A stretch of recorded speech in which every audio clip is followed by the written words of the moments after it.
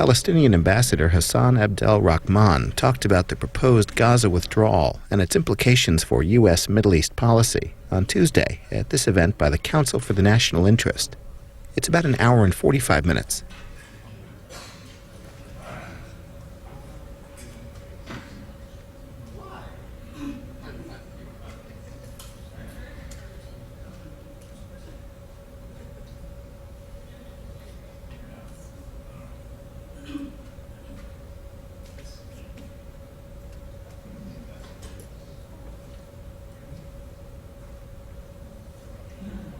Good morning and welcome to our discussion on the Gaza withdrawal implications for U.S. policy. A little taller than these microphones. As we come together today, you know as well as I that our world is torn apart, filled with much chaos and confusion. Violence is a way of life at home and abroad. Peace is a distant dream for all of humanity. Could it be that no one among us knows what the answer is for making things better for all of humankind? Is it possible that men and women of the world who call themselves leaders do not know what's wrong or how to fix what's wrong in the world? I don't believe that that's the case. I believe it's a question of will. When I have questions that I cannot answer, I often turn to the words of Dr. Martin Luther King. And just as he turned to the faith community, so do I. And I challenge you to heed his words when he said, "A time comes when silence is betrayal." Just as the time came for another generation of Americans to speak out about the war in Vietnam, the time has come for Americans to speak out about U.S. policies in the Middle East that prevent thousands of children from going to bed at night with a sense of security and well-being. We have witnessed unspeakable horrors perpetrated against innocent people year after year, time after time. And we cannot continue to separate these horrors from our own well-being ultimately.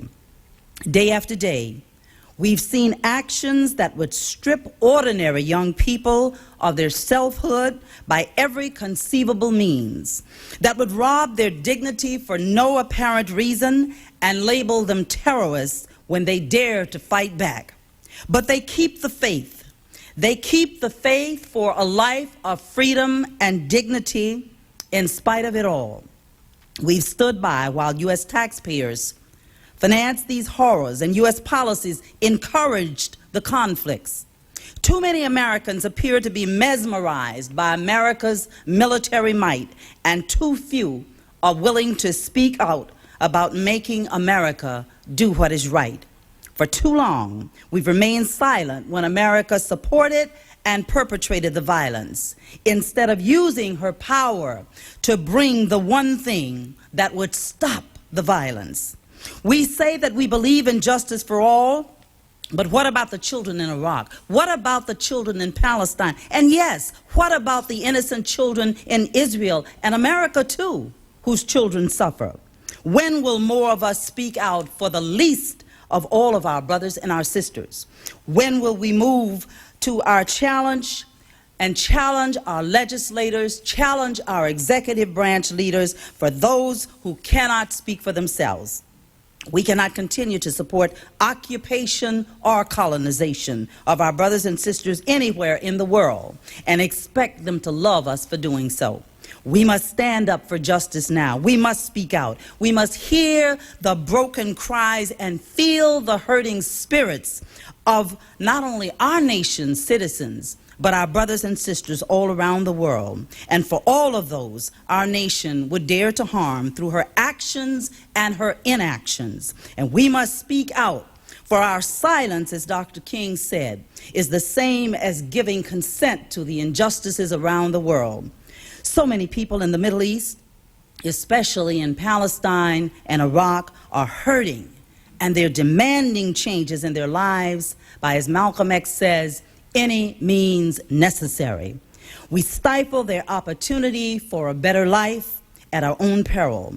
The power to help in bringing a peaceful change in the Middle East is within our power if we would only believe, but we must speak out. We must speak truth to power. Collectively, we can make a difference. There is nothing mightier than the power of the people. So, on behalf of the Council for the National Interest and the Institute for Research, Middle Eastern Policy, I conclude with these remarks. Let me say the words of John F. Kennedy, who once said, "Those who make peaceful revolution impossible will make violent revolution inevitable." Ladies and gentlemen, it is my pleasure now to present to you the President of the Council for the National Interest, Mr. Eugene Byrd.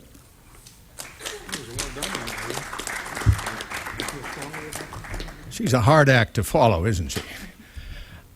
I'd like to talk to you about the hinge moment that we have in the Middle East at this point. While it may well come unhinged before very long, the fact is there is a proposed withdrawal from Gaza, which everyone is focusing on now without really understanding what the consequences might be if the United States has to has to give away the candy store, that is, has to emasculate Resolution 242 in order to get Sharon and the right-wing government of Israel to withdraw from Gaza, which they should do without conditions.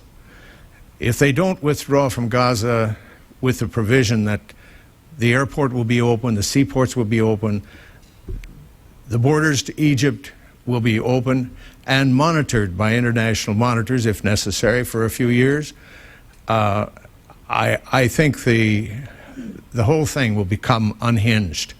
If they have to promise that large settlements in the West Bank have to be guaranteed by the United States, how would you like to guarantee the settlements, the Jewish colonies there, and have your men go over and try to maintain 10 years from now their independent annexation by Israel without consultation with the Palestinians?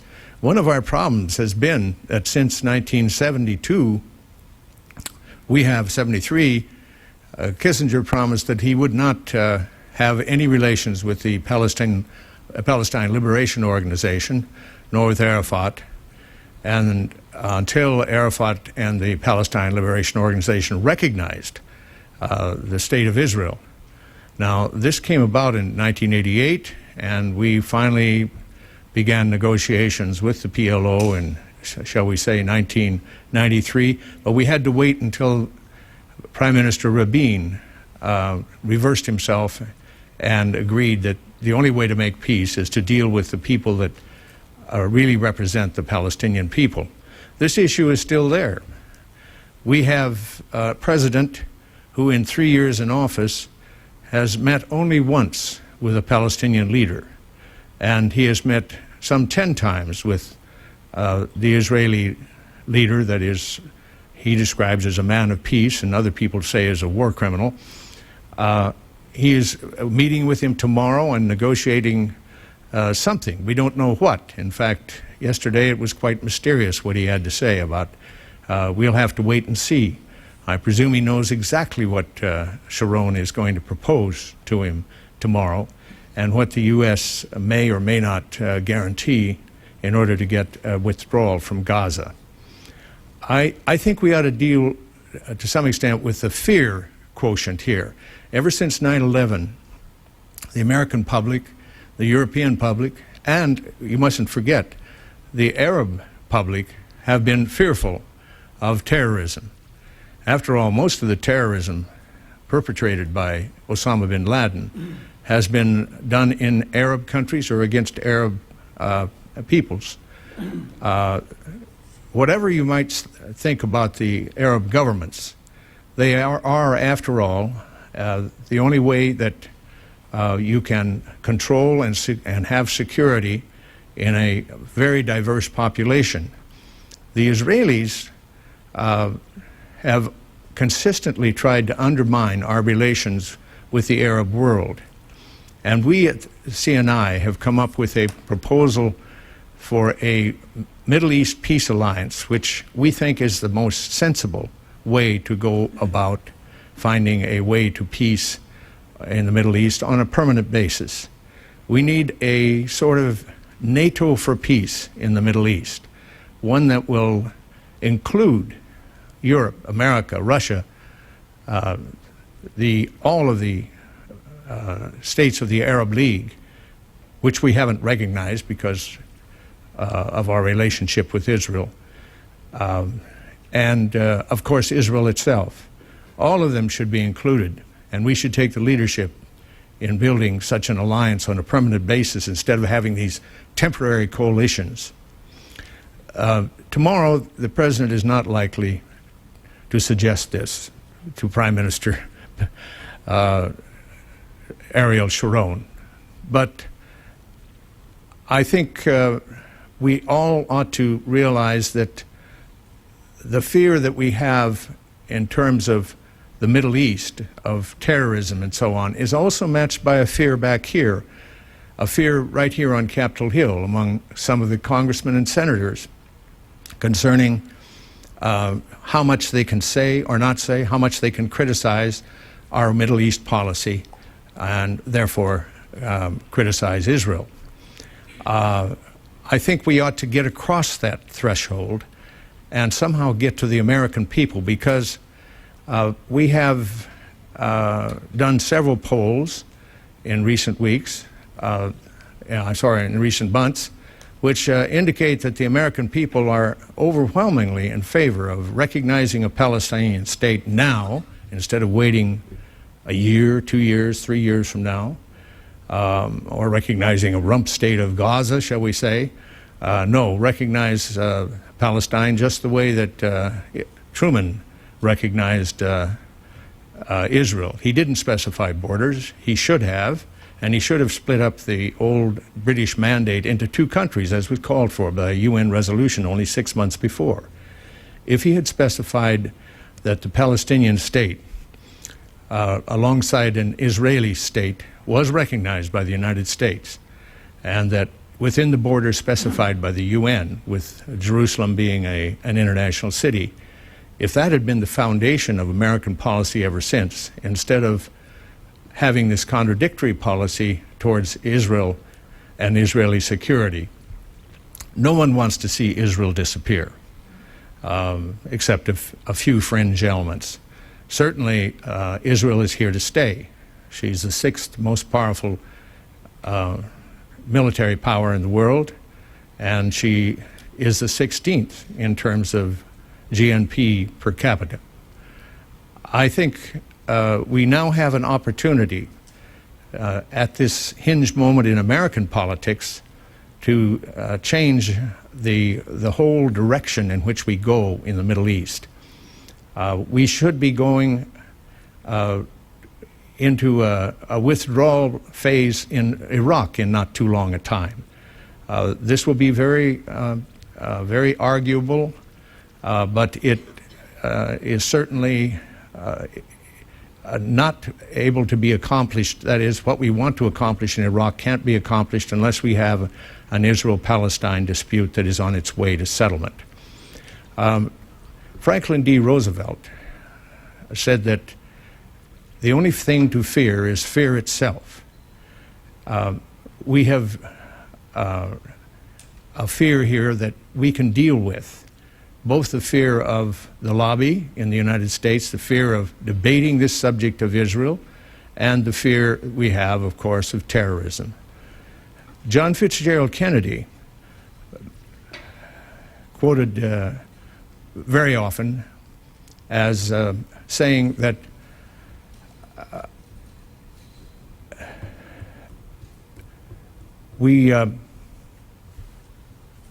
well, you can read it on there. I think the second part of that is the important part that applies to our relations with Israel at this time. That second part says to me that Israel should be helpful to us in creating an international order that would guarantee that the United States would not have to go back into the Middle East 10 years from now, and that Israel would have peace with her neighbors, which is the only real security that Israel can look forward to. And we should build on a relationship with all of the states in the area on a permanent basis. Now, we have done a poll 8 months ago on the Palestine state problem, and it came out 56% for the American public said, yes, we should recognize the Palestine state now. Only some 33% said no. The born-again Christians were split right down the middle. This is the base for President Bush's re-election. Half of them said, yes, we should recognize a Palestine state, and the other half said no. This, I think, represents a change in the American public attitude towards the area, maybe as a result of the shock of Iraq and the shock of the terror of 9/11.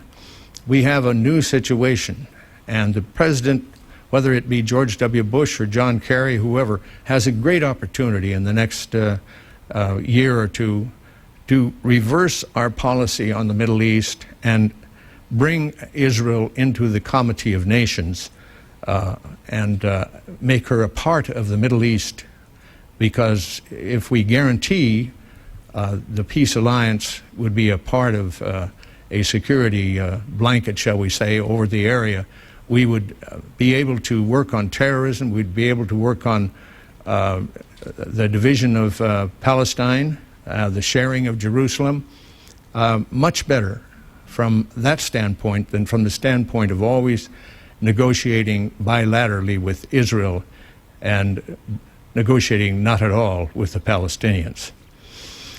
In our latest poll, we have gone out to look into the problem of making Israel more accountable, because we think that's the beginning point for understanding what we should do and changing our attitudes towards Israel. You know, there's a Syrian Accountability Act that is being implemented now, and there's a Saudi Arabian one that is being considered here in this building, in the Senate side. It's already been passed in committee on the House side. I think the Accountability Acts are probably not a very good idea, probably a very bad idea. But if you're going to have them, then why not have one for the other side, for Israel in the Middle East? Because Israel should be held accountable. She should be a part of the group of nations that is not scofflawing international law and military and other agreements between the United States and Israel. I think it's time for us to consider seriously an Israel Accountability Act, if you're going to have a Syrian one, and so on. We did a poll only 2 weeks ago, a Zogby poll, that indicates that 56% of the American people support this. And it's interesting that some 61% or 63% of Democrats support it, and a little over 50%, no, I'm sorry, a little less than 50% of Republicans support the idea of an Israel Accountability Act. And that's the entire base. There are 18 different sections to the Zogby poll, breakdowns. I want to end by saying that this Israel Accountability Act has now been sent out to hundreds of thousands of Americans, asking them to make a petition to their congressman, and that we've received back some 1,500 requests that we transmit petitions for the support of the congressman for this Israel Accountability Act. We're approaching it from the grassroots level, shall we say.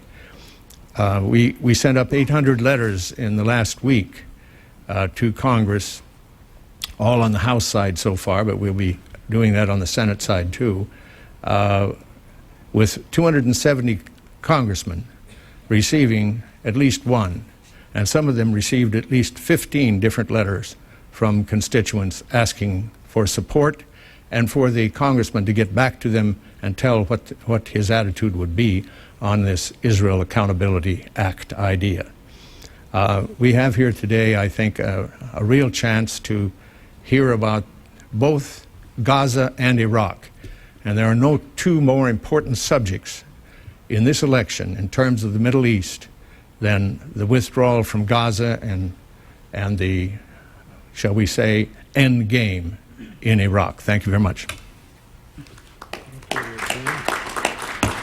Thank you, Gene. You know, I always present Gene to you as though the whole world knows him, and indeed the whole world should know him. But I must add that Gene, unlike many of our leaders in this country, has been there and has done that. He served as a counselor at the embassy in Saudi Arabia. He has served in all of the major peace talks at Wye River and Camp David between the Israelis, the Palestinians, and our leadership. And of course, he has worked with the political leadership in Israel and Palestine and Jordan and Egypt. And he's a well-known journalist in addition to being head of the Council for the National Interest. Gene, and forgive me for not saying some of those things initially. We want to move on to our next speaker, who is the distinguished Ambassador Edward Peck. Ambassador Peck served as the U.S. Chief of Missions to Iraq in the 1980s and has served diplomatic functions in Morocco, Algeria, Tunisia, Egypt, and Mauritania. In Washington, D.C., he was the coordinator of covert intelligence programs at the State Department and deputy director of the Cabinet Task Force on Terrorism at the White House under President Reagan. Now, since retiring, Ambassador Peck has served as executive secretary of the American Academy of Diplomacy, and of course, he's served as chairman of several other groups. He has served as a lecturer and in consultation with businesses, government, and the media in the United States. He is a Woodrow Wilson Visiting Fellow and Distinguished Visitor at the National War College, and I could go on and on and on, but certainly Ambassador Peck brings to us an insider's view and a critical eye to the current crisis that's going on. He's a former paratrooper. He holds a BS from one of my schools, UCLA, another one of my schools, George Washington, but of course I attended all the schools. It's my pleasure to present to you Ambassador Peck. Thank you. Thank you, Dr. Williams. Ladies and gentlemen, with your permission, I'm going to deviate somewhat from the plan. The CNI's president, Gene Byrd, asked me if I could give him a copy of my comments. I normally speak extemporaneously, but I have written this out, and I'm going to read it to you. It's in your folder, but it's much more impressive when I read it, I think. At least this way you'll get some of it. If I digress from time to time, please excuse me, because that's my normal method of communication. The subject of today's meeting is the Gaza withdrawal and Iraq, two issues which naturally Americans in their large numbers are ignoring, mostly because it's taking place far away from NASCAR or the wrestling rinks. And it's difficult to get the United States to focus on these issues with any level of understanding, as all of you, I'm sure, are well aware. With profound sincere hope that I am totally wrong, I fear the invasion, occupation, and escalating bloody suppression of the Iraqi people will cost our nation dear in many ways and places, and for a long time to come. I do not wish to be right, but believe the magnitude of that unjustified, expanding catastrophe poses serious and sustained threats to the well-being of all Americans. Notice, this is not something that I'm looking forward to. This is something that my training and experience and whatever passes for my intelligence tells me is going to happen. There is little utility in further questioning the intelligence, honesty, and vision of leaders, or those who occupy leadership positions, an entirely different category, who led us into this morass on the basis of untruths, distortions, and covert objectives which are not at all in our national interests. That's my view. The horrific reality is that we are there carrying out actions in gross violation of every political, economic, and humanitarian principle for which we insist we stand, relying on those same discredited individuals to extract us from a debacle they crafted without shame or remorse, and in a manner which minimizes the damage already done and the risk of worse things to come, is a frightening prospect. This is particularly the case since that band of misguided fanatics, that's just my view, along with much of the media, gaggles of pundits, and probably a significant proportion of the rest of us, sees Iraq through a fog generated by the mythical American West of books and films. The language describing courses of action in response to the massive popular uprisings in key Iraqi cities resembles dialogue from High Noon, the OK Corral, or Open Range. We got to ride the bad guys out of town. We got to straighten things out. We got to clean the place up. However, I would suggest to you that Fallujah, Najaf, and Karbala are not Western movie sound stages. And the storyline is not a dramatic but foregone removal of a crooked sheriff or a powerful cattleman by our good guys wearing white hats and enthusiastically supported by all the townsfolk. In Iraq, it is a large and rapidly growing number of townsfolk that we are going after, and the survivors will not love us. They perceive us as the bad guys, not as we see ourselves, heroes bringing liberation, freedom, and peace. Digress for a moment. Surely, those of you who are able to make it to this building recognize that the key factor in human operations is perception, and your perception may be different than mine, and ours may be different from those of Iraqis, certainly if they're the ones crawling through the rubble, trying to save the flickering lives of their loved ones as Americans bring peace, freedom, and hope. Continuing to apply massive, overwhelming, and indiscriminate military force at an uncounted and apparently unimportant cost in Iraqi lives and property has not merely failed to win hearts and minds, it has already generated hostility and hatred in Iraq, in the regional Arab world, in the global Muslim world, and elsewhere. In fact, we have created far more recruits for extremist organizations than they could otherwise have obtained. It is painful, in my view, to recognize and admit, while we see ourselves as doing good in a just cause, too many others see us as actively engaged in totalitarianism. Now, here is a short, powerful quote from an acknowledged expert on that subject. Listen. The root cause of terrorism is totalitarianism. Only under tyranny can a terrorist mindset be widely cultivated. It cannot be bred in a climate of democracy and freedom. The open debate of ideas and respect for human life that are the foundations of all free societies are a permanent antidote to the poison that the terrorists seek to inject into the minds of their recruits. The author of these trenchant, insightful words, certainly in a position to know the truth about democracy, freedom, and respect for human life, is Benjamin Netanyahu. And surely anyone who's familiar with Palestine knows that the Israelis have brought freedom and open expression of ideas to the people in that occupied territory.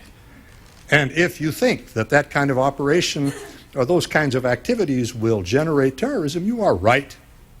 I was on a BBC program the other day. Forgive me, I'm off my planned text. It's always a pleasure to work with BBC. They are so couth, and I enjoy it very much. And someone said, what is your reaction to the murder of the 4 people whose bodies were burned and then hung up on the bridge? And I said, a horror, a ghastly, inexcusable horror, a tragedy of every kind. But I'm old enough to remember the pictures of people being lynched in Jackson, Mississippi, by Americans. And they were mutilated, and they were burned, and they were strung up in trees, and the people posed proudly in those photographs, celebrating what they had done. I'm also old enough to remember the pictures of British soldiers hung from the trees in mandated Palestine by the Irgun and Stern gangs, whose leaders went on to be prime ministers of a country whose security we are interested in but are not helping. I speak, of course, of Israel. Tony Blair, eager co-launcher of the Iraq disaster, correctly advised a joint session of Congress, right up here on this hill, that the key to eventual Middle East peace was ending Israel's occupation of Palestine in a manner acceptable to both parties. The savage, bloody, and totalitarian suppression of the Palestinians prevents the U.S. from effectively working to solve other problems because our enormous, unwavering, military, financial, and political support for Israel are perceived, there's that word, by Arabs as actively facilitating decades of Palestinian persecution, and they do not like it.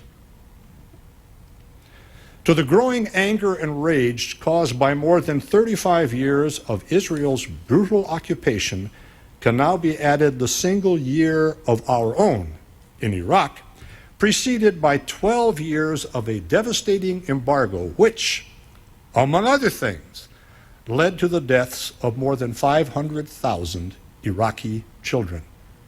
That's 500,000 people, folks. That's an awful lot of children.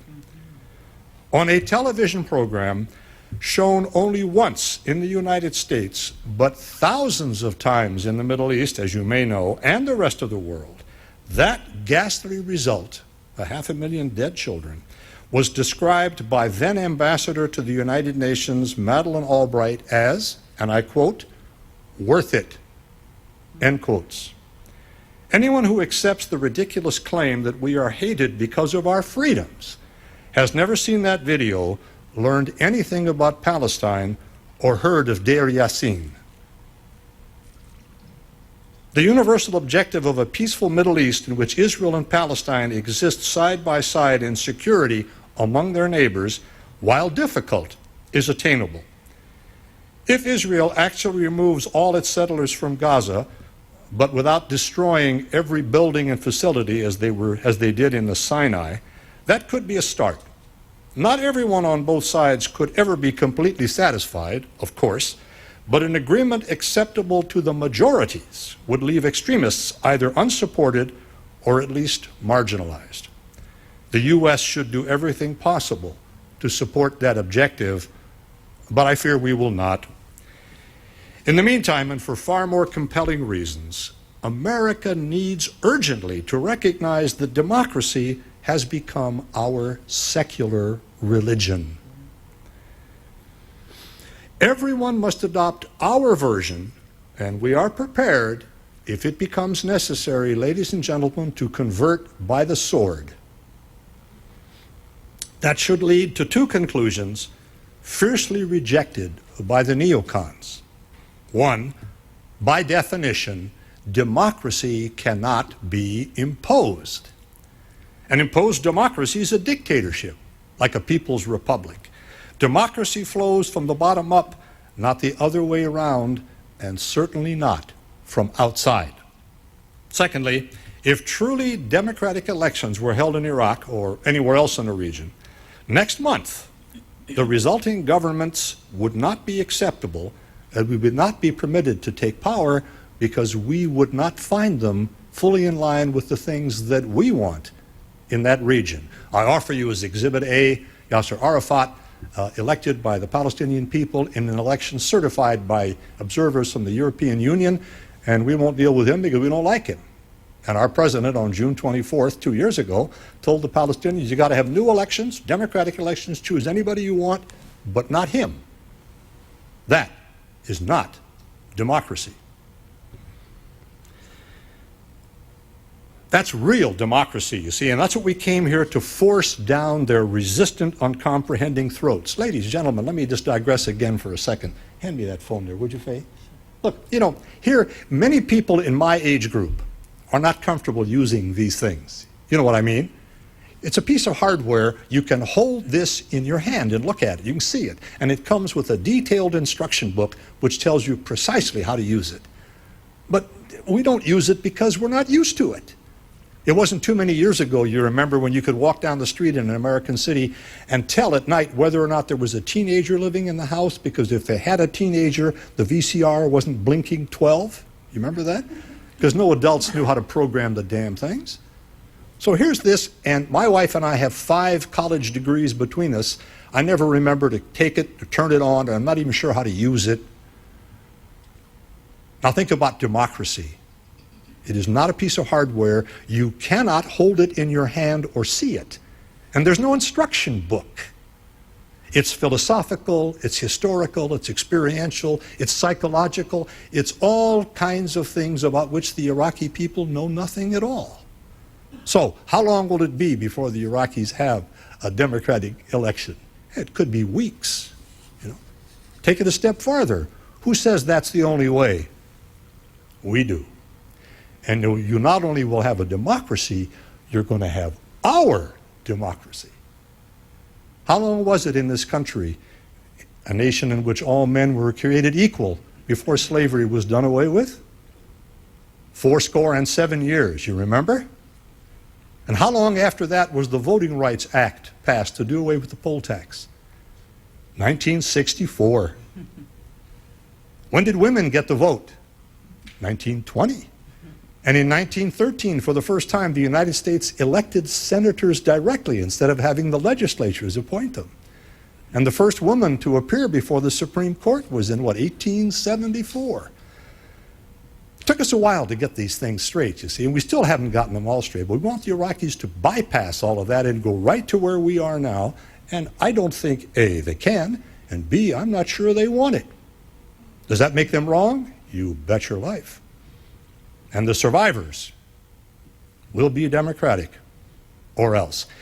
If we, as Americans, cannot openly discuss the fact that Israel's security is being placed in serious peril by her actions supported by us, and that our security for that same reason is being threatened, then we probably are going to receive the sorts of things which the people out there expect us to deserve.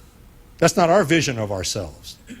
But if freedom is what it's all about, and you read the editorials in yesterday's Washington Post, castigating Mr. Mubarak for the fact that Egyptians do not live in freedom and openness, and there's restrictions on this and restrictions on that, and they, by implication, all the other Arab countries also don't have the kinds of freedom that we practice. Let us contrast that right in the open with the wonderful situation enjoyed by the Palestinians, who live under the control of a beneficent democracy, who has brought them freedom, the ability to travel, the ability to live in safety and security. No, I mean, you know, the lessons that we are teaching there, directly in Iraq and indirectly in Palestine,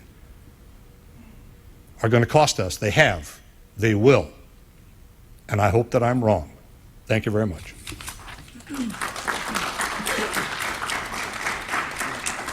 I want to thank you, Ambassador Peck, for connecting some of the crimes against humanity by mentioning the lynching of black people in this country. I have to leave this meeting shortly to go to another meeting to discuss that very subject, because some people in this building, as well as others, had the audacity to name one of its oldest and grandest buildings, the Richard Russell Building, for the man who is known as being the one who did more to preserve lynchings as long as they were carried on than any other person in this nation. So we have not arrived yet. I want to move quickly to the next speaker, and here to talk about the Gaza withdrawal expert poll is Mr. Grant Smith, who serves as director of the Institute for Research, Middle Eastern Policy. Grant has done much work. He has worked together with a network of academics to establish the research agenda in this country. His research focus is on the U.S.-Middle East trade, the influence of domestic politics, versus statecraft on U.S. policy, intercultural exchange and development, and he also analyzes the Middle East policy, influences of U.S. policy, action committees, and foreign policy think tanks around the world. There's much, much more to say about him, but in the interest of time, I want to move right now to Mr. Grant Smith.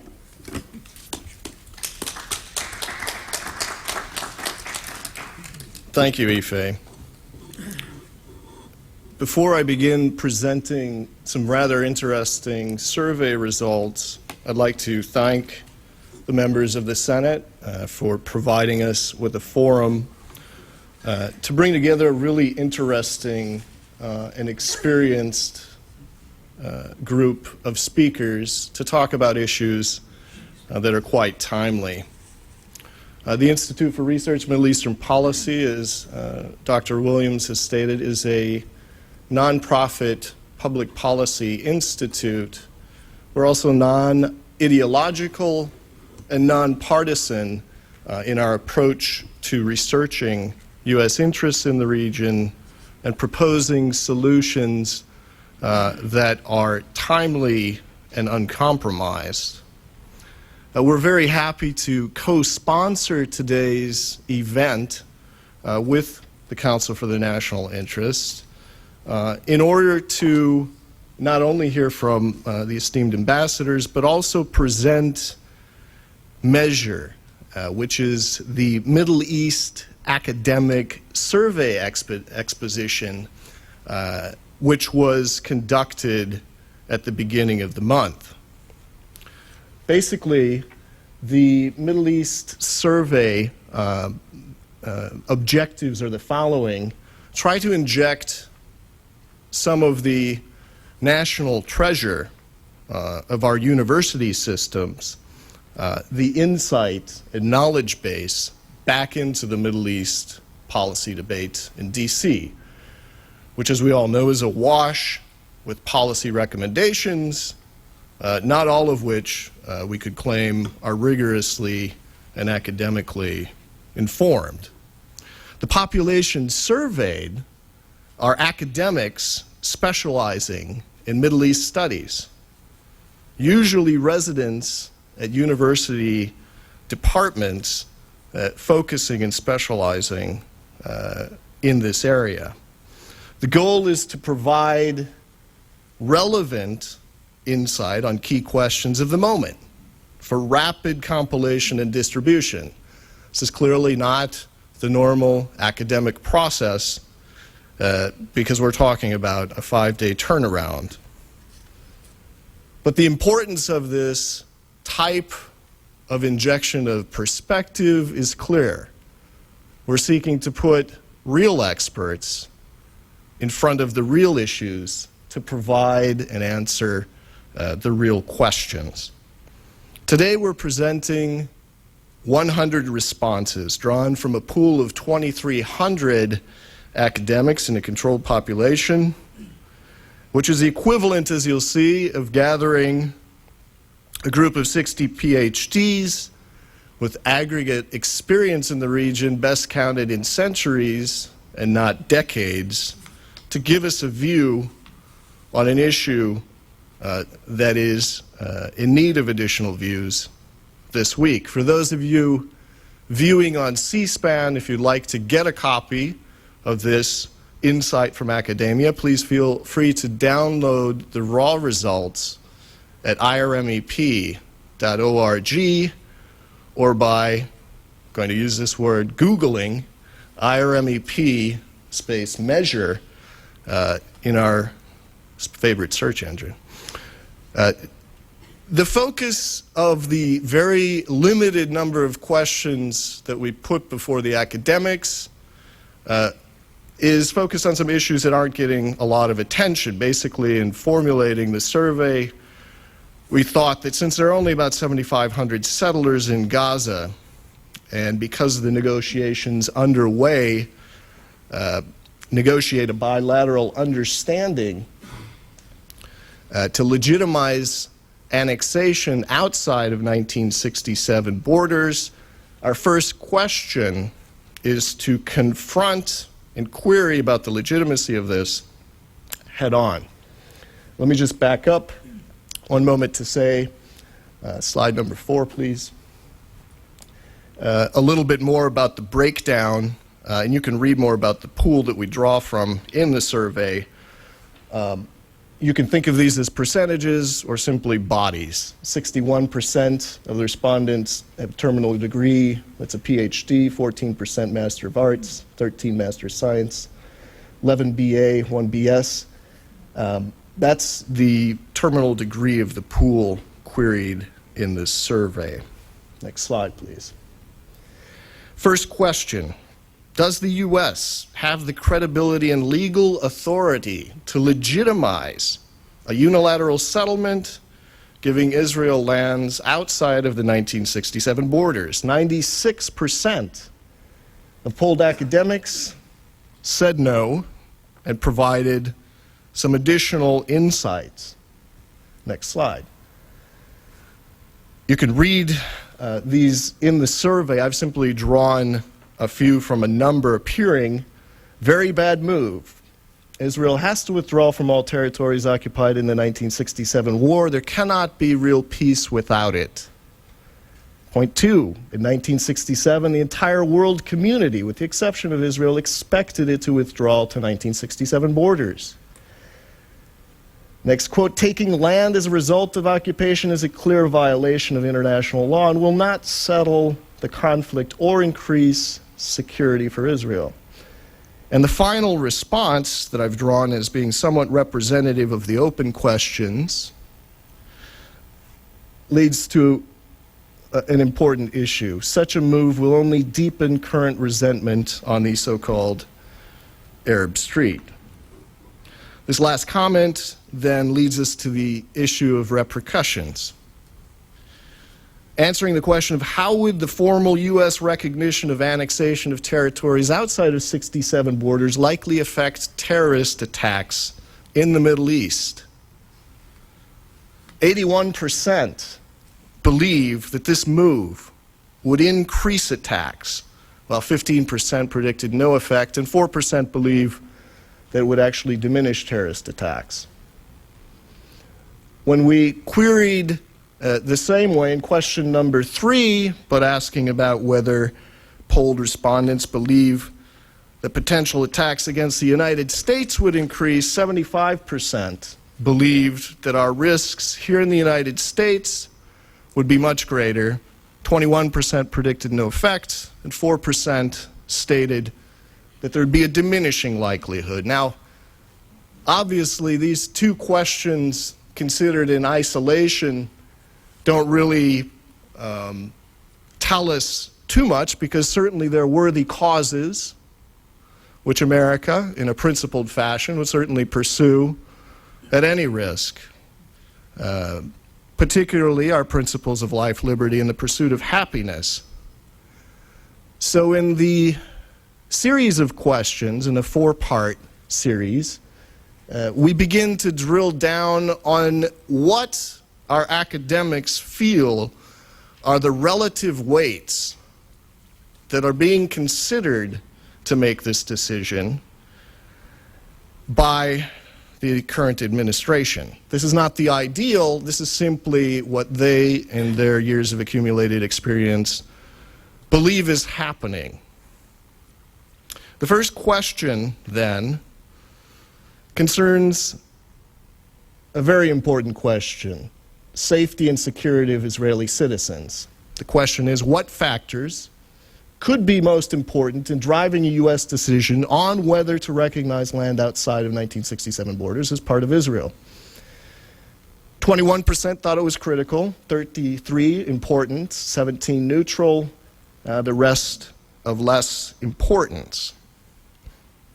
Our second question has to do with whether this would have an impact on our war on terrorism, or war on terror. Polled academics believe that winning a war on terror would play a major role in the administration's decision, with 59% believing it's important or critical. So, one conclusion I might draw is that if the administration's in sync with the academics, thinking as 75% do, that legitimizing annexation might increase terrorist attacks on the United States. This might be a fairly heavy weight in the decision-making process for an administration not wanting to increase our risk by legitimizing annexations. However, the following political decision criteria, again, based on their experience and perspective, appear to outweigh the terrorism consideration. When asked whether U.S. domestic political considerations, lobby-driven, will drive the decision, 70%, and this is the all-time high score, indicated that this, in fact, was the critical concern, with 18% believing that it was an important consideration.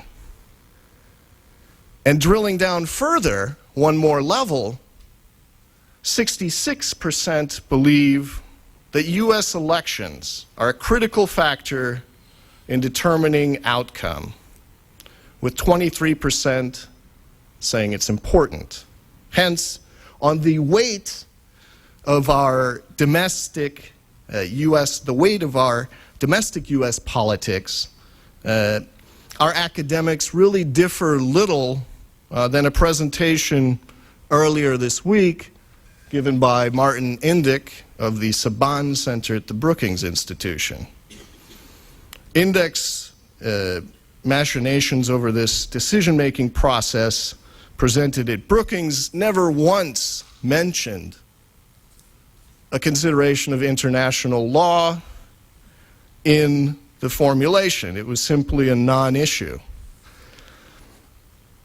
When we begin to ask open questions to our set of academics, however, international law is the primordial consideration they have for an ideal decision-making process. Many also believe that negotiations without a Palestinian counterpart is simply a non-starter. Now, I'm talking about the open issues, if you're looking at your packet here in the audience, that are simply raw responses to the survey, which we didn't even have to correct for grammar, as you might imagine, or spelling, because of the group that we were polling. I'm simply drawing out different references. You'll find 31 references to international law as the ideal driver of any deal. And there's also this general and repetitive lamentation of the collapse in American credibility and ability to act as an honest broker in the region. So in summarizing, definitely want to move on and have plenty of time for the esteemed ambassador to give his views. We can summarize the academic response in the following fashion. If the current decision-making process were a racetrack, and we had this group of academics helping to shift the gears, they would clearly be shifting between involvement of the Palestinians, restoring U.S. credibility, and trying to have a respect for international law. The drivers would also be where the oil slick of domestic U.S. politics and lobby-driven interests that could essentially send this process spinning out of control into a fiery crash in the bleachers of innocence. So I hope that those viewing will take the time to look over the timely insights provided by measure and consider the consequences. And with that, I'll say thank you, and please drive carefully.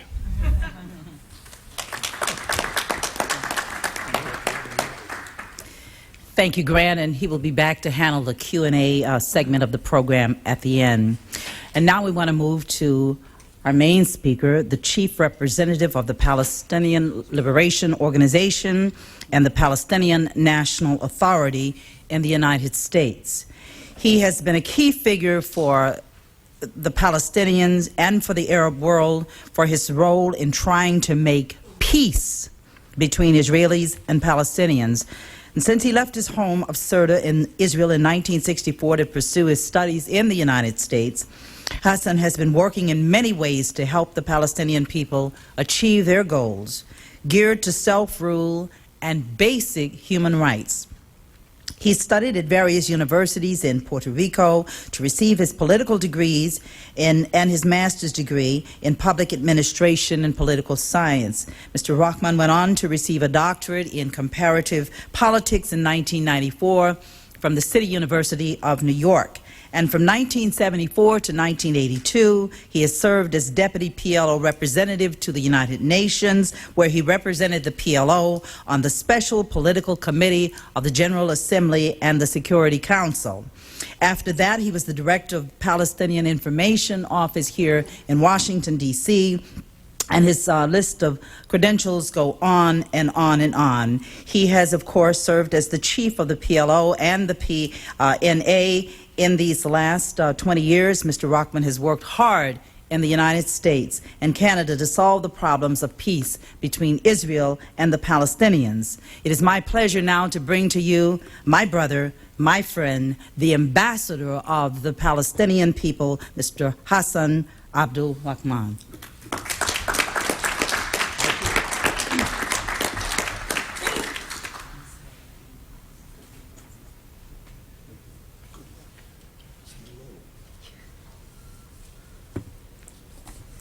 Good morning. I'm really grateful for this opportunity to be here this morning to share with you our views on the current issues affecting the future of the Palestinian people and maybe even the future of the region as a whole. I take this opportunity once again to thank CNI for organizing this very timely event, and I feel honored to be in the company of such distinguished people like Ambassador Peck, Jean, and our friend Mr. Grant. Of course, Dr. Williams was very generous with me. She gave me a PhD in comparative politics. In fact, I was only a candidate. I never completed my PhD. I don't want to be criticized for falsifying my CV by anyone. So I was a PhD candidate for 2 years at the City University of New York, but then I decided to go into active service, and I never completed my dissertation. We are meeting here today at a very, very crucial juncture in the history of the Middle East. What happens in the next few weeks, few months is going to have a very lasting impact on the future of the people and the states of the region.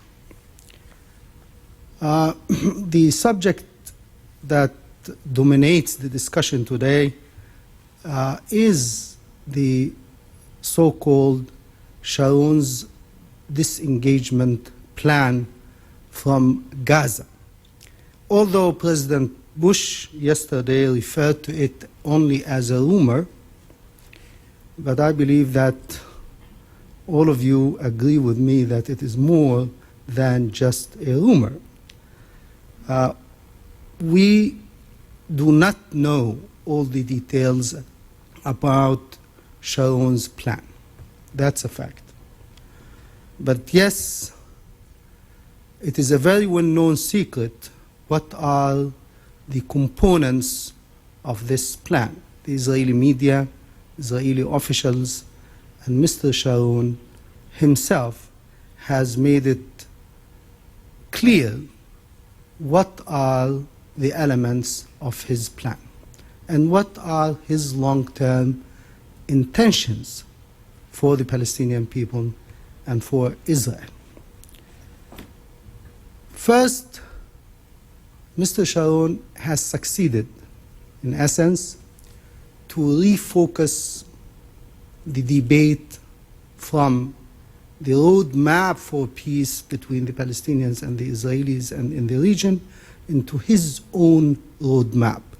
And we should not really be confused about the two roadmaps. There is a roadmap that was articulated, formulated by the Quartet, United States, United Nations, European Union, and Russia, and Mr. Sharon's roadmap.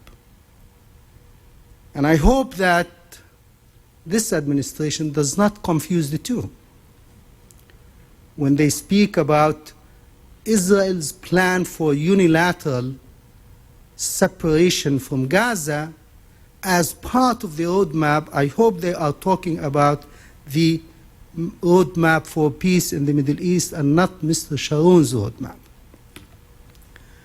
Because the roadmap for peace in the Middle East is based on mutual undertakings between the Palestinians and the Israelis. Top of those undertakings is Israel's settlement freeze. In other words, Israel will cease all activities in the settlements or any settlement activities in the Palestinian territories occupied in 1967. Anyone who listened to Mr. Sharon yesterday speaking to the settlers in Ma'ale Adumim, he was very clear on what his intentions are. He said that Israel intends to keep 4 settlement blocks inside the West Bank, and not only keep them, but make sure that those settlements are increased, built, and remain viable Israeli Jewish communities in the Palestinian territories. In other words, that Mr. Sharon is promising us that unilaterally he is annexing territories in the West Bank without negotiations or agreement with the other partner in this enterprise, namely the Palestinian people. So anyone who speaks about Mr. Sharon's plan being part of the roadmap must rethink this position. Because Mr. Sharon gave us the answer yesterday. Second, he spoke about another subject which is very vital for Palestinian-Israeli peace, and that is the issue of Palestinian refugees. The roadmap stipulates that a fair and just and acceptable solution to the refugee problem has to be made. We do not say what constitutes just and fair solution for the refugee problem, but the refugee problem cannot be brushed out of the framework of a settlement unilaterally by Israel. So those two issues give, the two statements made by Sharon yesterday, give us indications as to what Mr. Sharon is going to request from the United States on his meeting tomorrow with President Bush. The other issue that we find not only troubling but also very counterproductive is that Mr. Sharon wants to do all of this unilaterally. In other words, he defines the parameters of Israel's withdrawal, the terms of Israel's withdrawal, thus denying the existence of a partner in this enterprise. This means that Mr. Sharon is not negotiating with the Palestinians, he is negotiating with his right-wing coalition and with the U.S. administration over the rights of the Palestinian people. As if an agreement between Sharon and Netanyahu is going to lead to peace between the Palestinians and the Israelis. So this is one very important element that we have to look at when we judge Mr. Sharon's so-called plan for unilateral separation. I must reiterate to you that we welcome, in fact, we more than welcome any Israel departure from Palestinian territories, whether in Gaza or anywhere. We do not want to be misunderstood as if we are objecting to Israel's leaving Gaza or parts of the West Bank, but we do not want that a partial withdrawal from Gaza or anywhere in the West Bank be traded off with concessions made to Israel in other areas of the West Bank, thus affecting the national rights of the Palestinian people. Because this is not going to be a prescription for peace, but it is going to be a prescription for the perpetuation of conflict and instability in our region. And that's what we do not need. What we need is really a plan that will allow permanent and lasting peace to be established between the Palestinian people and Israel along the lines of the 1967 boundaries, including East Jerusalem, and a just and negotiated solution for the Palestinian refugee problem. And any deviation or unilateral attempt to impose on the Palestinians a different formulations is going to be a formula, as I said, for further violence, further bloodshed, and further instability and pain for our two peoples, the Palestinians and the Israelis. And that's, I hope, can be avoided. Because if, and in the past, we have experiences, and history teaches us that when the United States gave guarantees to Israel, secretly and bilaterally, not in the context of agreements between the parties, this has led in the past to delaying the possibilities of making peace between the Palestinians. And I have in mind the undertakings and the guarantees that Henry Kissinger made to Israel in 1974 in the aftermath of the disengagement between Egypt, Syria, and Israel, in the aftermath of the October War in 1973, in which Mr.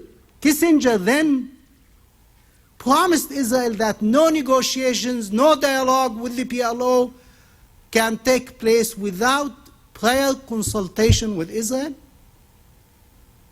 And until the Palestinians accept 1, 2, 3, this really delayed the chances for moving forward for over 20 years. Until in 1993, we were able to sign the Oslo Accords.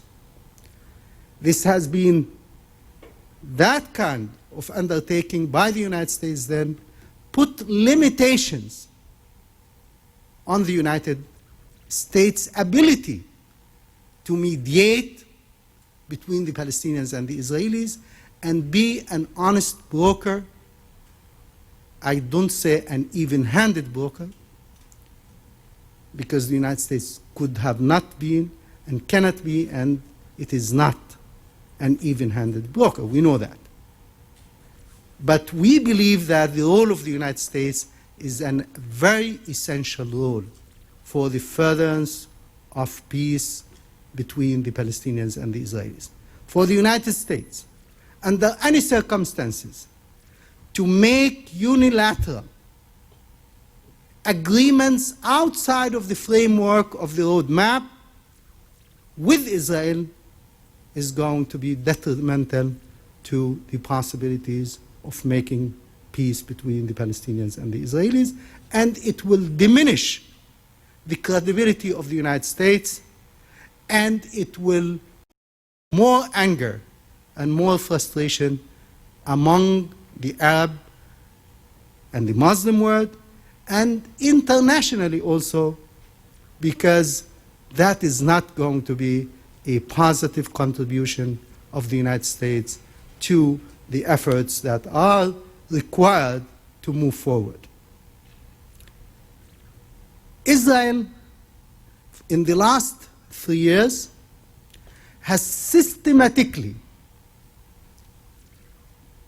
destroyed the institutions of the Palestinian Authority, in particular the security institutions, in order to justify the reoccupation of the West Bank, which in essence today is the situation. You have tens of thousands of Israeli soldiers in the Palestinian territories, thousands of Israeli tanks. The number of settlements in the Palestinian territories since September 2001 has increased to 44 settlements at least. The number of Palestinian homes that has been demolished by Israel are in the thousands. The digging and uprooting of Palestinian trees, the summary assassination of Palestinian political leaders, of community leaders continues, because this Israeli government believes that it needs to win a military victory against the Palestinians and break the will of the Palestinian people, so it can force on the Palestinian people its own vision of peace between.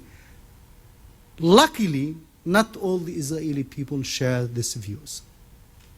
But unfortunately, that this Israeli government is the Israeli government today, regardless of the views of a substantial sector of the Israeli society on the need for this Israeli government to change its views and its relations with the Palestinians. The Israeli government tried to destroy the Palestinian Authority, and in effect it has rendered the Palestinian Authority as ineffective in the West Bank and Gaza. It has dissected the Palestinian territories. It has destroyed the Palestinian economy. The losses are in the billions of dollars. It created an economic situation in the West Bank and Gaza that's beyond belief, because in Gaza the unemployment rate is over 35 to 40%. In the West Bank it is between 30 to 35%. The income per capita in the West Bank and Gaza has been cut to half, so the Palestinian people are twice as poor today as they used to be 3 years ago. In those circumstances, no one can expect the Palestinian people to love the Israelis,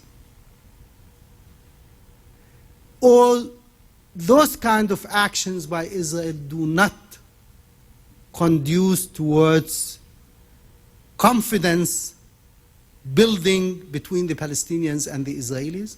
On the contrary, what it generates is anger, frustration, hostility, which can be expressed by certain members of the Palestinian community in ways that are unacceptable to the overwhelming majority of the Palestinians.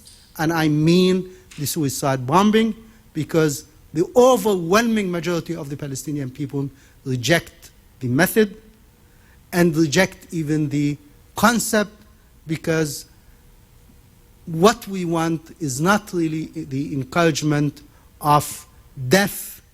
We want to make life as pleasant and as possible for our people, and not to turn our young children into suicide bombers. That's not what we are all about. We are about to encourage reconstruction of our society, but the conditions that Israel has created in the Palestinian territories can only be conducive to that kind of feeling. I am not trying to rationalize, justify. I am trying to explain why some Palestinians do what they do, in spite of the official position of the Palestinian Authority in rejecting those kind of practices, opposing them, and trying to stop them. But because Israel has destroyed the Palestinian Authority's capabilities to maintain law and order, and has created a political environment and economic and social environment in the Palestinian territories that is so depressing. I just come back from 1 month in the region. I spent 2 weeks in the West Bank and Gaza. I was unable to reach Gaza, in fact, although I tried, because traffic movement between Gaza and the West Bank is almost non-existent. The contiguity, the territorial integrity does not exist. People, it is much easier to get a visa to go to China or Japan than to get a permission from the Israelis to move from the West Bank and Gaza. In fact, people who own businesses and properties from Ramallah in Jericho find it almost impossible to get from one city to the other. The Palestinians are being imprisoned in their own homes, in their own cities, in their own towns. And unfortunately, and that's what is so depressing, is there is almost an international silence. When Israel engaged in all those crimes under international law, we do not hear objections, we do not hear criticism, and the finger is pointed always at the Palestinians that they are not doing enough, instead of looking at the situation even-handedly and try to make the two parties, the two sides, comply with the terms of the roadmap as well as stipulated, and we have unconditionally accepted the roadmap that was put forward by the quartet. But when the Israelis accepted the roadmap, they put forward 14 reservations, quote unquote. Each one of them undermines the roadmap and makes it impossible to implement. Yet, when the situation is assessed here in Washington, we always hear criticism to the Palestinian Authority, but we never hear any criticism or accountability on the Israeli side. And that's why I hope that this Israeli Accountability Act or law or whatever can become something something that is really functioning, and that Israel can be held accountable like the Palestinians and the Syrians and the Saudis and every Arab is held accountable, that Israel at least for once can be held accountable in the United States or in the international community. But unfortunately, if it is not held accountable in Washington, it cannot be held accountable anywhere else, because the United States is capable of vetoing the actions by the international community. Israel, as I said, this Israeli government is embarked on a plan that's extremely dangerous, and it can be a roadmap towards disaster instead of peace if it is not checked on time, and if it is not put in the context that really makes it part of the roadmap. It is not sufficient to pay lip service to the roadmap. If President Bush is serious about making Sharon's disengagement plan as part of the roadmap of the quartet, it has to be linked to that roadmap by timetables, by processes, by concrete steps, and also by commitments to the other side, namely the Palestinian side. But to acquiesce to the wall, to the separation wall that Israel is building in the heart of the West Bank, by acquiescing to Israel's annexation of Palestinian territories, by acquiescing to Israel's views on the refugee problem and on Jerusalem, that is not really what can make a contribution to stability in our region or to the achievement of peace. Those are the remarks I wanted to share with you, and I thank you once again for having me. Thank you.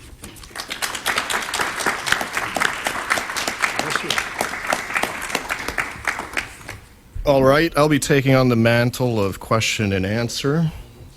We do have a bit of a microphone deficit, so I would ask that for those of you in the back of the room who'd like to ask a question, please line up the mic. We've got press in front. You can shout, and I'll repeat the question.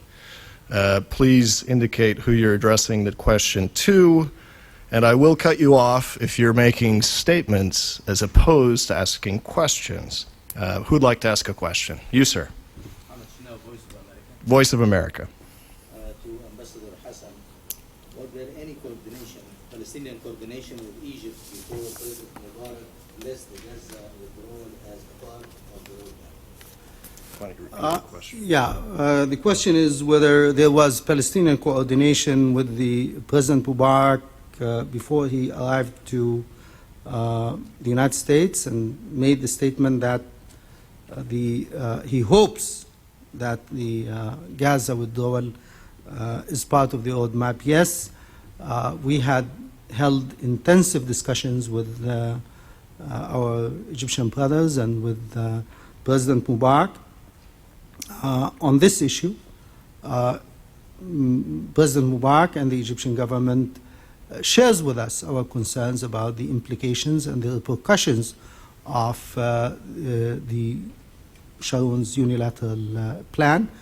I think and I expect that President Mubarak, in his discussions with President Bush, made that presentation to him, because what happens in Gaza is not only an issue that affects the Palestinians, but as you know, it is an issue of national security for Egypt.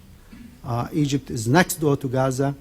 What happens in Gaza is going to affect Egyptian national interest, as well as, of course, the historic and long-standing commitment of Egypt to the rights of the Palestinian people.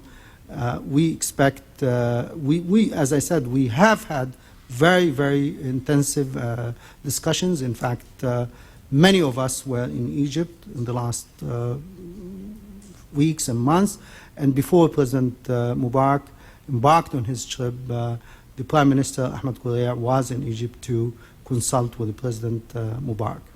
Thank you. Got a question in the back.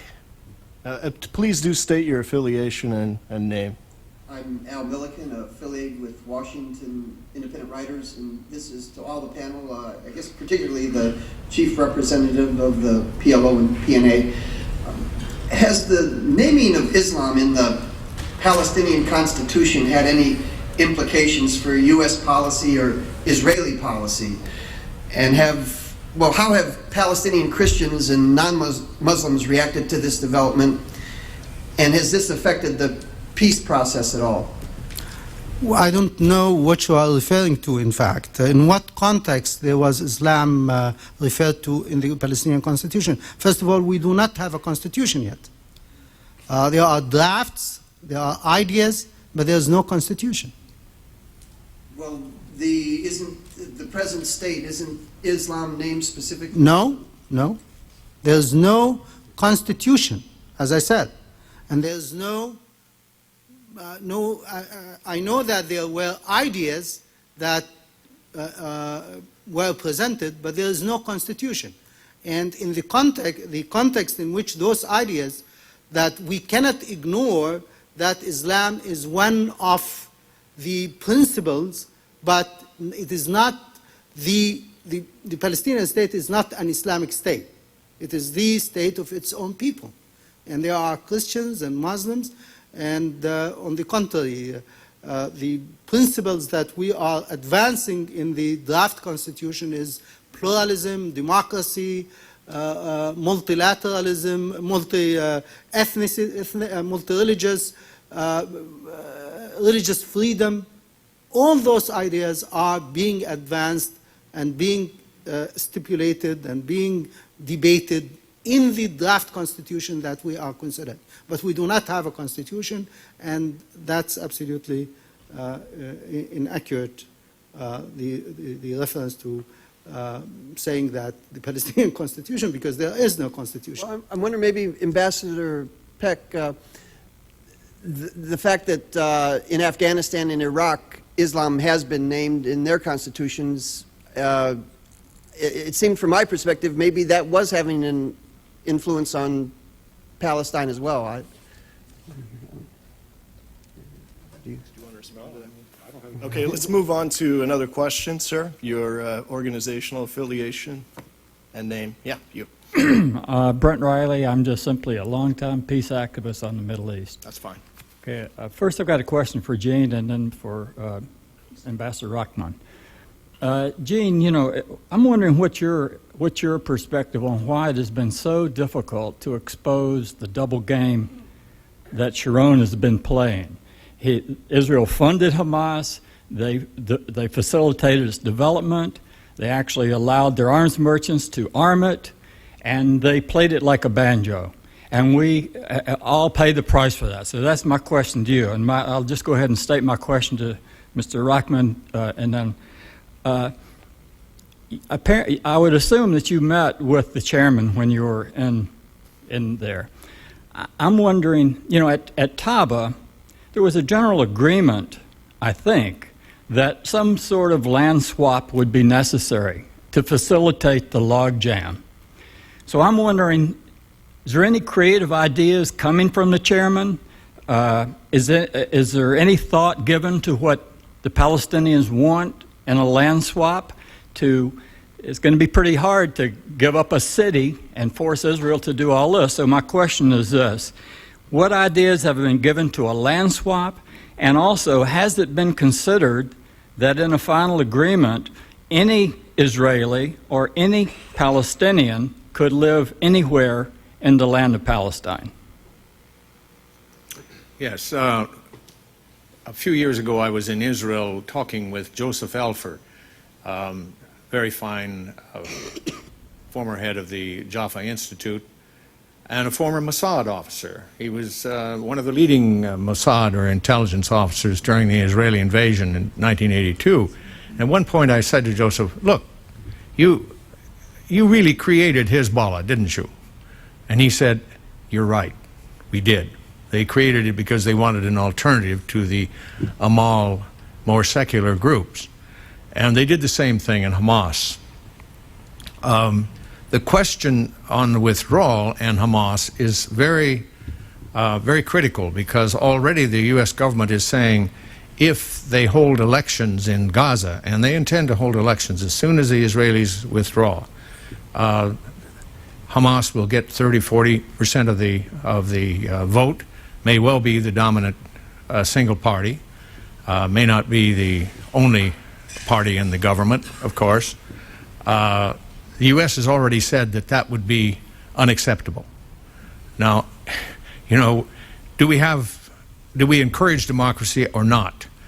Hezbollah has now entered the Lebanese parliament, and I was talking with a non-Hezbollah minister there not too long ago, and he said they have been very responsible as a political party in the Lebanese parliament. I would expect Hamas to do the same thing.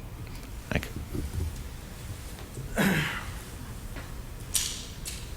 Well, you know, I don't want to go into history. I think at some point there was an encouragement by Israel for any Islamic organization to emerge, so they will counter the secular PLO, the secular Fatah. That's especially during the 70s and 80s when Israel was in control of Gaza and the West Bank.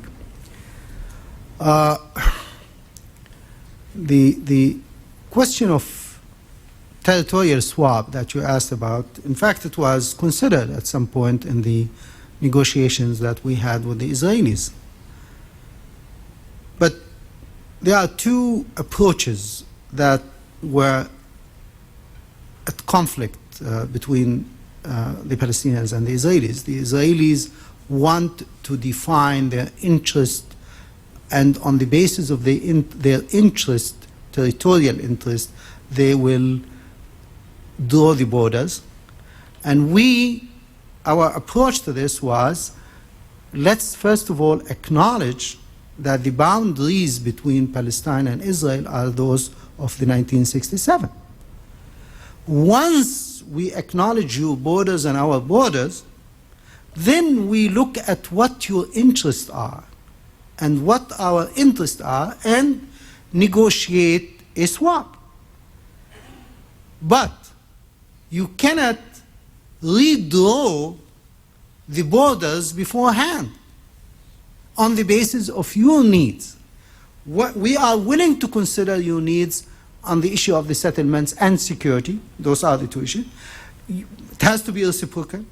It has also to be in such a way that it does not affect the viability of the Palestinian state and the contiguity of the Palestinian state.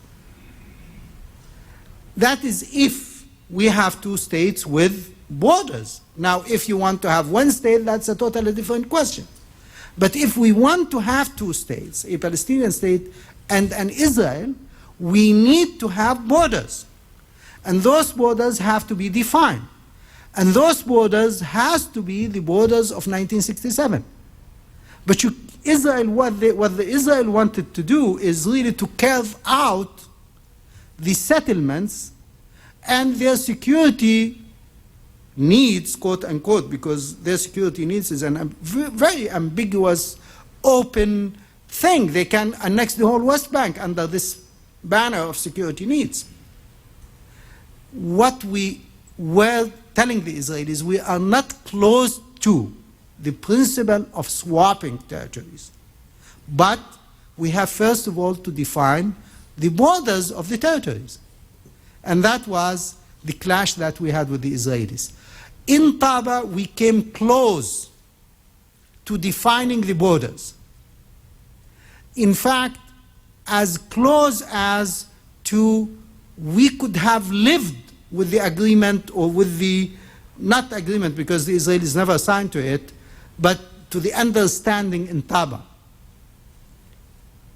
I think this has been reiterated, this principle, in the Geneva document that was signed between, reached or concluded between Yasser Abdel and Yossi Berlin, which had the tacit support of the Palestinian Authority. In other words, what I'm trying to say here, that we are open to compromises that will not affect the viability and the contiguity of the Palestinian state, and it has to be mutual and it has to be minimal.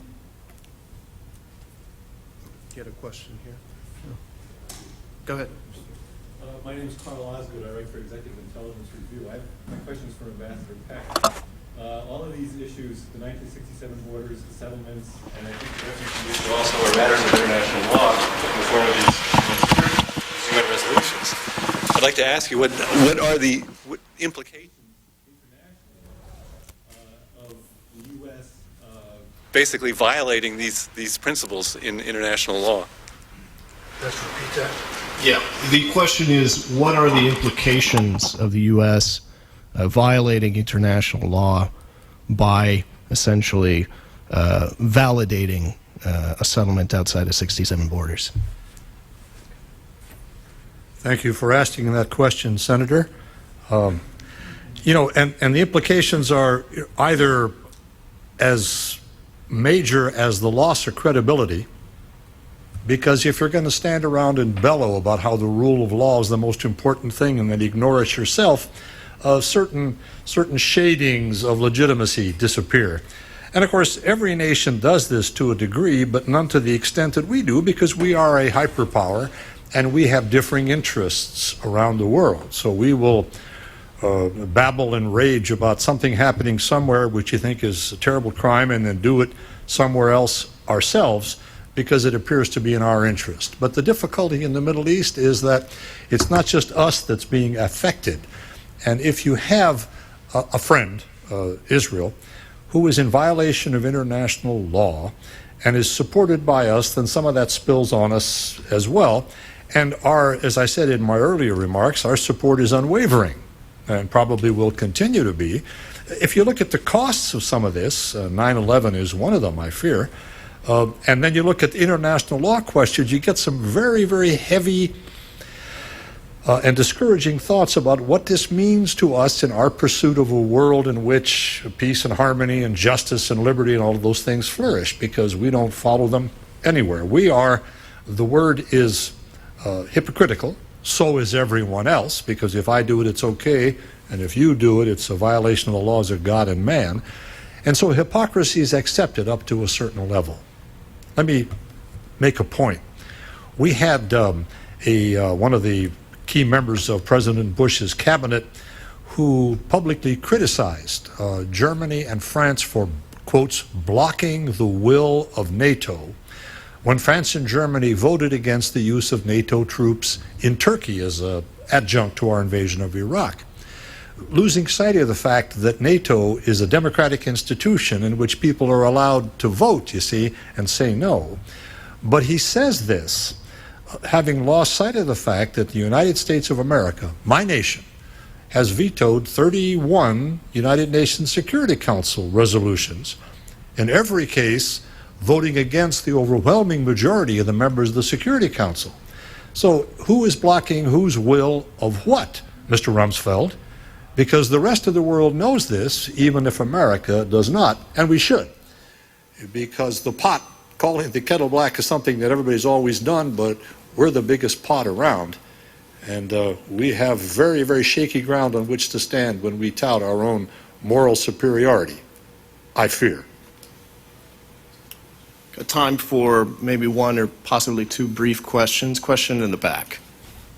Hanil Madhoun, ADC. I just have a quick question for Ambassador Rahman. Senator Bennett from Utah made a statement 3 weeks ago in a briefing. He said Palestinians do want peace, and his reasoning behind that was that Palestinians don't help soft liners in Israel to win.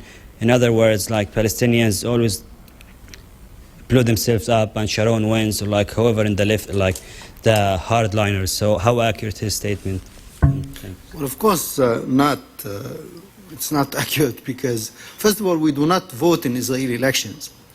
The last elections in which the Palestinians voted in Israel, or the Palestinian Israelis voted in Israel, was for Barak, and he got 90-something% of the Palestinian Israeli vote. In other words, that the Palestinians voted for Barak against Netanyahu because they felt that Barak was and wanted to make peace with the Palestinians. Also, I think in the last elections, they voted for Mitznah. I think we cannot, we may be able to help the Israeli peace camp by advancing peaceful ideas, but we cannot be a substitute for the peace camp in Israel. And the peace camp in Israel can, and we would like to see the peace camp in Israel growing, because they are our natural allies in the effort to make peace.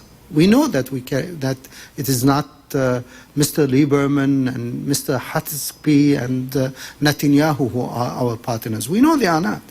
And so because we want to make peace, and we want peace for both Palestine and Israel, we want to expand the peace camp in Israel as much as we can and be helpful as much as we can. Question in the back. I'm Delinda Hanley from the Washington Report. If you could answer this question for me. Is the military mighty Israel choosing its borders on the basis of its security or for control of water resources and valuable land? I think the answer to this is very obvious, because if Israel wanted security for itself, they would have built defense on the Green Line, on the borders between Israel and Palestine. Because I know that sometimes good fences make good neighbors, but bad fences also made bad neighbors. So if the fence is in my backyard, definitely I'm not going to be happy about it, and this will perpetuate the conflict instead of solving it. So if you look at the way Israel has, and I have the maps, in fact, has planned to build the wall, the separation wall, is really to allow it to grab as much land as possible from the Palestinian territories and leave out as many Palestinians as possible. In other words, it wants to solve both the demographic and the geographic issues for Israel. Take as much geography as possible from the Palestinians and leave out as much as possible demography, population, out of those territories. And so even under the best of scenarios that we are told the United States has been able to persuade Israel, Israel will annex, according to the wall, the wall will take away, even with the best scenarios. The worst is to take 58% of the West Bank, but the best scenario possible, Israel will take 15% of the West Bank. And so, in either case, those 15% include settlements, include land, and include water aquifers, especially in the northern region, near Qalqilia and Jenin, and the southern aquifers near Hebron and that area. So, and also parts of the Jordan Valley Rift. Adding to that, all the areas around Jerusalem, which will disconnect Jerusalem from the rest of the Palestinian territories. So it is very obvious. You don't have to be a genius. You just look at the map and you see that Israel really is not interested in security, but interested in land and water. I'm afraid we're going to have to wrap up on that note. I'd like to thank you for coming to this event sponsored by the Council for the National Interest and the Institute for Research Middle Eastern Policy. To see more about this and other events, please feel free to consult their page on the web, cnionline.org, or the Institute for Research at irmep.org. Can I just say that the next one will be May 26th here on Capitol Hill, and we will be discussing the Christian far right in the election 2004 with John Zogby and others commenting on what the impact of the Christian Zionists will have on that election. Thank you very much for coming. Thank you,